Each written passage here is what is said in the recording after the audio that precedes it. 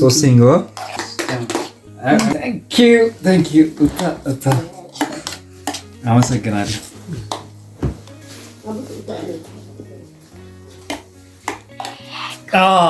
ተመልከቱ ይሄንን እርጎ የእናት ጓዳ የእናት ማጀት ማዘርጋ። በነገራችን ላይ ስመጣ በጣም ደስ ብሎ ጓግቼ ነው የምመጣው። እንደዚህ ስመጣ እርጎ ፍሬሽ የሆኑ ምግቦችን ታበላኛለች እናት። እግዚአብሔር ረጅም እድሜ፣ ጤና፣ ሰላም ይስጣት። እናቶቻችሁን ተንከባከቡ፣ ጠይቁ፣ ልዩ ፍቅር ስጧቸው። እንግዲህ ማዘርጋ ሁሌ ስመጣ በልዩ ሁኔታ ነው የምትንከባከበኝ።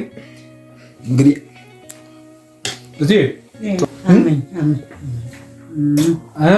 ሶስቲንጎ እርጎ ቅቤ በሉት።